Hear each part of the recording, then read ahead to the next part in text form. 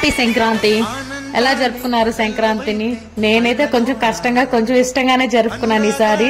కష్టమైందిరా అంటే వంట పని అంతా నా మీదే పడిపోయింది. ఇష్టమైందిరా అంటే అంతా రెడీ అయిపోయాక ప్రశాంతంగా తిన్నాం కదా, అది కొంచెం ఇష్టంగా అనిపించింది. ఈసారి అత్తమ్మ పైనే అంటే బయట ఏదైనా వర్క్లు ఉంటాయి కదా అవి చూసుకుంటా ఉన్నింది. ఫుల్ గా వంట పని మొత్తం నాకే పడిపోయింది. ఇంకా మొత్తం దేవుడికి పెట్టే ప్రతిదీ ఒక్క వడలు తప్పితే ఇంకన్నీ నేనే చేసుకున్నాను. ఇంకా వడలు మనం తడితే అవి ఒక షేప్ లో రమ్మంటే ఇంకో షేప్ లో వెళ్తాయి కాబట్టి వడల జోలికైతే పోలేదు. ఇంకా మేము ఇలా పొంగల్కి గోవిందనామాలో పెడతాం. చాలా మంది పసుపు పూస్తారు. అమ్మ వాళ్ళ సైడ్ పసుపు పూసి బొట్లు పెడతారు కిందికి. మా అత్తమ్మ వాళ్ళైతే ఇలా గోవిందనామాలు పెడతారు. ఎన్ని వంటలు చేసినా చాలా ఈజీగా అయిపోతూ ఉంటాయి. పండుగల్లో మాత్రం అసలు వగదగ వంటలు చేస్తా ఉంటే వస్తూనే ఉంటే టైం ఏమో అయిపోతూనే ఉంటది.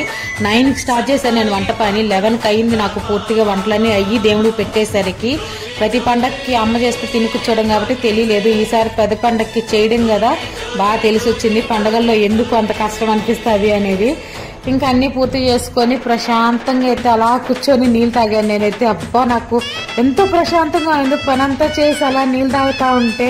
అసలు ఇంతకీ ఈ రోజు మేము ఎవరికి పెట్టాను తెలుసా? అనిల్ వాళ్ళ బాబాయ్కి అంటే మా చిన్న మామయ్యకి. సో